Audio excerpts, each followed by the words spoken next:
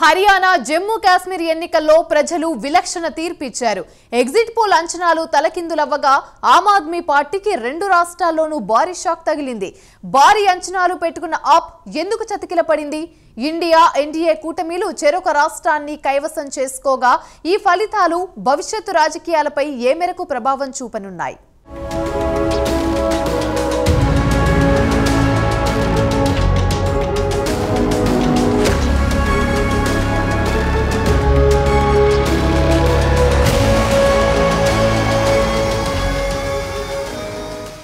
హర్యానా జమ్మూ కాశ్మీర్ ఎన్నికల్లో సంచలన ఫలితాలు రావడం అందరినీ ఆశ్చర్యానికి గురిచేసింది. ఆమ్ ఆద్మీ పార్టీకి భంగపాటు ఎదురవడం సర్వత్రా చర్చనీయాంశంగా మారింది. అధినేత కేజ్రీవాల్ జైలుకు వెళ్లి రావడం, ఆయనపై వచ్చిన అవినీతి ఆరోపణల కారణంగానే ఆ పార్టీకి ఎన్నికల్లో గట్టి దెబ్బ తగిలిందని రాజకీయ వర్గాల్లో విశ్లేషణలు మొదలయ్యాయి. నీతి నిజాయితీ అంటూ వరుసగా ఢిల్లీకి ముఖ్యమంత్రి అవుతూ వస్తున్న కేజ్రీవాల్ అవినీతి ఆరోపణల్లో చిక్కుకొని చాలా కాలం పాటు జైల్లో ఉన్నారు. ఈ పరిణామాలు జమ్మూ కాశ్మీర్, హర్యానా ఎన్నికల్లో గట్టి ఎఫెక్ట్ చూపించాయి. ఆమ్ ఆద్మీ పార్టీ ఆ రెండు రాష్ట్రాల్లో పూర్తిగా తుడిచిపెట్టుకుపోయింది. ఇక జమ్మూ కాశ్మీర్ విషయానికొచ్చేసరికి ఇండియా కూటమి అత్యధిక స్థానాలు గెలుచుకోగా హర్యానాలో ఎన్డీఏ కూటమి ఎక్కువ సీట్లు సొంతం చేసుకుంది. నీకొకటి నాకొకటి అన్నట్లు ఇండియా ఎన్డీఏ కూటములు తాజా ఎన్నికల్లో ప్రభావం చూపించాయి. అయితే ఈ ఎన్నికల్లో హర్యానాలో ఎన్డీఏకు షాక్ తప్పదు అంటూ ఇక్కడ గెలిచేది ఇండియా కూటమి అంటూ వచ్చిన ఎగ్జిట్ పోల్స్ అంచనాలు తల్లకిందులైపోయాయి. హర్యానాలో కాంగ్రెస్ క్లీన్ స్వీప్ చేస్తుందని చెప్పిన అన్ని ఎగ్జిట్ పోల్స్ అంచనాలు విఫలమయ్యాయి. హర్యానాలో ఎన్డీఏ కూటమి మెజారిటీ సాధించింది.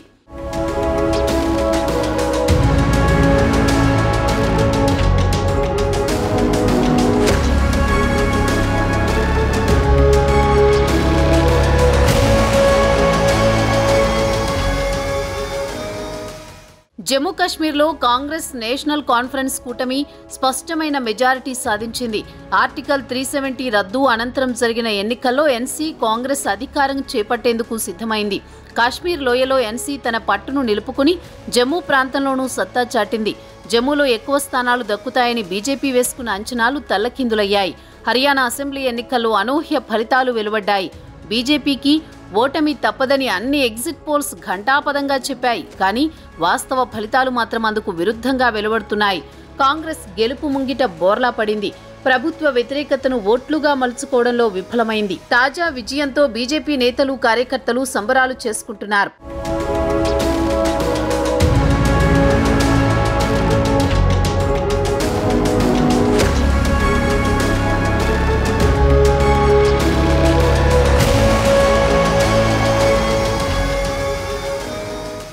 పదేళ్లుగా కాంగ్రెస్ పోగొట్టుకున్న అధికారం, పొలిటికల్ ఇంపార్టెన్స్ ఇప్పుడు పెంచుకుంటోందా అంటే అవుననే సమాధానమే వస్తోంది. దీనికి రీసెంట్ గా జరిగిన ఎన్నికలు, ఇప్పుడు పలు రాష్ట్రాల్లో జరుగుతున్న ఎన్నికలే ఉదాహరణగా నిలుస్తున్నాయని రాజకీయ వర్గాల్లో చర్చ జరుగుతోంది. 2014, 2019 ఎన్నికల్లో కాంగ్రెస్ నామరూపాలు లేకుండా పోయింది. ఆ పార్టీ ఉందంటే ఉంది, లేదంటే లేదనే పరిస్థితి ఎదుర్కొంది. కనీసం ప్రతిపక్ష హోదా కూడా దక్కించుకోలేకపోయింది. సరైన నాయకులు లేక చాలా ఇబ్బందులు ఎదుర్కొంది. కానీ ఇప్పుడు పరిస్థితి మారింది. రాహుల్ గాంధీ పార్టీ పగ్గాలను చాలా మేర తన చేతుల్లోకి తీసుకున్నారు. ప్రజల్లోకి వెళ్లారు. భారత్ జోడో అంటూ దేశం మొత్తం తిరిగారు. ఇది చాలా వరకు కాంగ్రెస్ కు హెల్ప్ అయ్యింది. దాని ప్రభావం ప్రజల్లో బాగానే పడింది. దాని ఫలితమే దేశంలో రీసెంట్ గా జరిగిన ఎన్నికలు.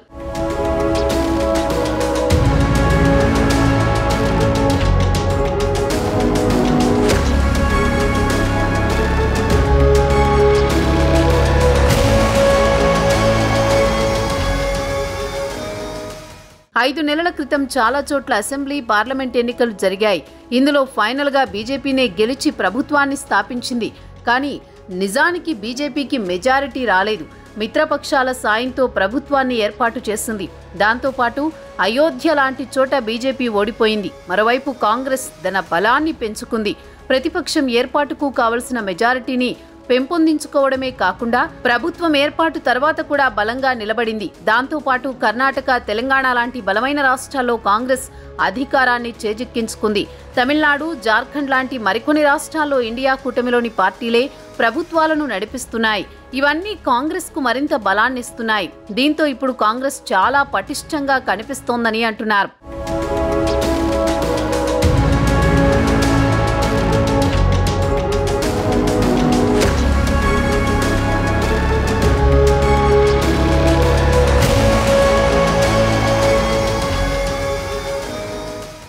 తాజాగా దేశంలో మరింత పొలిటికల్ హీట్ పెరిగింది. దానికి కారణం హర్యానా, జమ్మూ కాశ్మీర్ ఎన్నికలు. 4 రోజుల క్రితమే 2 రాష్ట్రాల్లో ఎన్నికల పోలింగ్ ముగిసింది. అదే రోజున ఎగ్జిట్ పోల్ రిజల్ట్స్ విడుదలయ్యాయి. ఇక్కడ అసలు మ్యాటర్ ఏంటంటే 2 రాష్ట్రాల్లో ఎన్నికల ఫలితాల మీద నిర్వహించిన ఎగ్జిట్ పోల్ సర్వేలో 2 చోట్ల కాంగ్రెసే వస్తుందని అంచనా వేశారు. హర్యానాలో డౌట్ లేకుండా కాంగ్రెసే వస్తుందని ఢంకా బజాయించి చెబితే, జమ్మూ కాశ్మీర్లో హస్తం పార్టీ ఆధిక్యంలో ఉంటుంది కానీ హంగ్ ఏర్పడవచ్చని చెప్పారు. దీంతో అసలు రిజల్ట్ కోసం అందరూ ఆసక్తిగా ఎదురు చూశారు. ఇప్పటికే కొన్ని రాష్ట్రాల్లో తమ ముద్ర వేసి వేళ్లూనుకుంటున్న కాంగ్రెస్ ఇప్పుడు హర్యానా, జమ్మూ కాశ్మీర్ రెండింటిలో కనుక గెలిస్తే తిరుగులేని పార్టీగా తయారవుతుందని తెగ సంబరపడిపోయారు. అయితే హర్యానాలో ఎగ్జిట్ పోల్ అంచనాలు తారుమారయ్యాయి.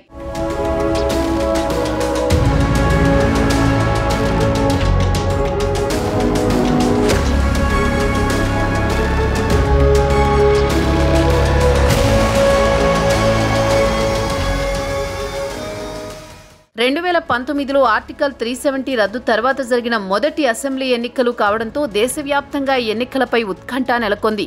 అధికారంలోకి వచ్చేందుకు బీజేపీ అనేక వ్యూహాలు రచించినప్పటికీ అవి ఫలించలేదు. చివరికి నేషనల్ కాన్ఫరెన్స్, కాంగ్రెస్ పార్టీలకు జమ్మూ కాశ్మీర్ ప్రజలు జై కొట్టారు. అయితే జమ్మూ కాశ్మీర్లో బీజేపీ ఓడిపోవడానికి గల కారణాలేంటన్నది ఒకసారి చూస్తే, జమ్మూ కాశ్మీర్ స్వయం ప్రతిపత్తిని కల్పించే ఆర్టికల్ 370ని 2019లో మోదీ ప్రభుత్వం రద్దు చేసిన సంగతి తెలిసిందే. ఆ తర్వాత రాష్ట్రాన్ని 2 కేంద్రపాలిత ప్రాంతాలుగా విభజించింది. ఒకటి జమ్మూ కాశ్మీర్ కాగా మరొకటి లడాఖ్. ఈ పరిణామం జరిగిన తర్వాత ఈ 2 ప్రాంతాల్లో కొన్ని నెలల పాటు అనేక ఆంక్షలు కొనసాగాయి. పరిస్థితులు సాధారణ స్థితికి రావడం మొదలయ్యాయి. స్పెషల్ స్టేటస్ను రద్దు చేశారని ప్రజల్లో ఉన్న అసంతృప్తిని దూరం చేసేందుకు మోదీ ప్రభుత్వం నయా కశ్మీర్ అనే పేరుతో ముందుకు వచ్చింది. అభివృద్ధి, ఉద్యోగాలు, భద్రత వంటి హామీలు ఇచ్చింది. అయినప్పటికీ బీజేపీ ప్రయత్నాలు ఫలించలేదు. ఆర్టికల్ 370 రద్దు వల్ల వచ్చే ప్రయోజనాలను ప్రజల్లోకి తీసుకువెళ్లడంలో బీజేపీ విఫలమైంది. ప్రాంతీయ పార్టీలైన నేషనల్ కాన్ఫరెన్స్, పీపుల్స్ డెమోక్రటిక్ పార్టీలు బీజేపీపై యాంటీ కశ్మీరీ ముద్ర వేయడంలో విజయం సాధించాయి. ఇందుకు కాంగ్రెస్ నుంచి కూడా మద్దతు వచ్చింది. జమ్మూ కాశ్మీర్కు రాష్ట్ర హోదా ఇస్తామని బీజేపీ హామీ ఇచ్చింది. మరోవైపు కాంగ్రెస్ కూడా తాము అధికారంలోకి వచ్చిన వెంటనే రాష్ట్ర హోదా పునరుద్ధరిస్తామని హామీ ఇచ్చింది. ఇక చివరికి ఎన్నికల్లో పీడీపీ స్వతంత్రంగా బరిలోకి దిగినప్పటికీ నేషనల్ కాన్ఫరెన్స్, కాంగ్రెస్ కలిసి పోటీ చేశాయి. దీంతో జమ్మూ కాశ్మీర్ ప్రజలు బీజేపీని పక్కన పెట్టి నేషనల్ కాన్ఫరెన్స్, కాంగ్రెస్ వైపే మొగ్గు చూపి అధికారాన్ని కట్టబెట్టారు.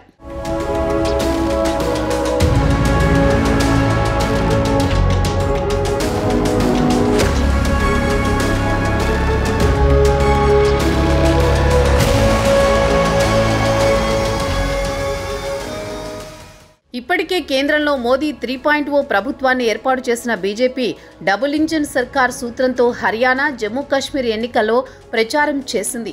అయితే జమ్మూ కాశ్మీర్లో ఎదురుదెబ్బ తగిలితే హర్యానాలో బంపర్ విక్టరీ కొట్టారు. స్వయంగా ప్రధానమంత్రి నరేంద్ర మోదీ రంగంలోకి దిగి అన్నీ తానై ప్రచారాన్ని నిర్వహించారు. హర్యానాలో ఇప్పటికే 10 ఏళ్లు అధికారంలో ఉన్న బీజేపీ పలు విషయాల్లో వ్యతిరేకతను మూటగట్టుకుంది.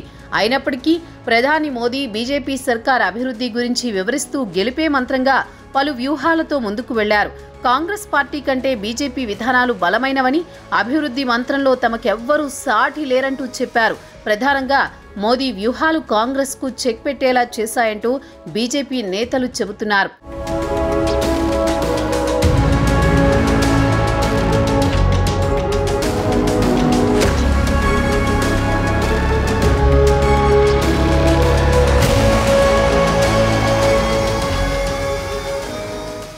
వరుసగా 2 సార్లు కేంద్రంలో సొంతంగా అధికారంలోకి వచ్చిన బీజేపీ మూడోమారు మిత్రపక్షాల అండతో గద్దెనెక్కింది. అటు కాంగ్రెస్ ఈసారి బాగా పుంజుకుంది.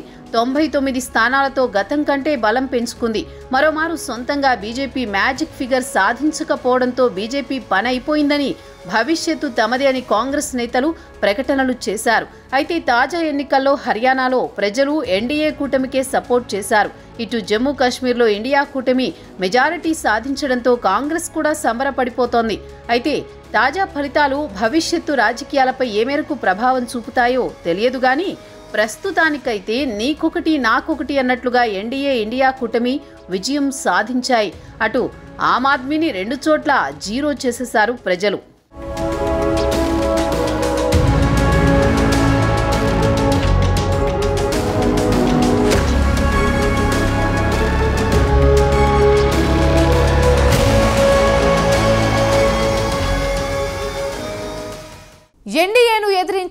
ఒక్కసారైనా అధికారంలోకి రావాలని కాంగ్రెస్ కలలు కంటుంది. అయితే అది ఏ మేరకు సాకారం అవుతుందో తెలియదు కానీ బీజేపీని ఢీకొట్టాలంటే కాంగ్రెస్ మరింతగా చెమటోడ్చక తప్పదని అంటున్నారు. రాహుల్ గాంధీ దేశమంతటా జోడో యాత్ర చేసినా కాంగ్రెస్ కు 99 సీట్లు మాత్రమే కట్టబెట్టారు ప్రజలు. అయినా సరే రాహుల్ పోరాడుతున్నారు. కానీ బీజేపీని గద్దె దించే అధికారాన్ని హస్తగతం చేసుకోవాలంటే బలమైన నాయకులకు రాష్ట్రాల్లో ప్రాధాన్యత కల్పించాలంటున్నారు. గతంలో వైఎస్ జగన్, సచిన్ పైలట్, జ్యోతిరాదిత్య సింధియా లాంటి నాయకులను వదులుకున్న కాంగ్రెస్ ఆ తర్వాత తప్పు తెలుసుకొని రేవంత్ లాంటి నేతలకు పగ్గాలు అప్పగించింది. అదే తరహాలో రాష్ట్రంలో బలం పెంచుకుంటే తప్ప కేంద్రంలో బీజేపీని ఢీకొట్టడం కాంగ్రెస్ కు సాధ్యం కాదంటున్నారు. చూడాలి మరి భవిష్యత్తు రాజకీయం ఏ మలుపు తిరుగుతుంది అన్నది. బర్నింగ్ ఇష్యూలో షార్ట్ బ్రేక్ తీసుకుందాం.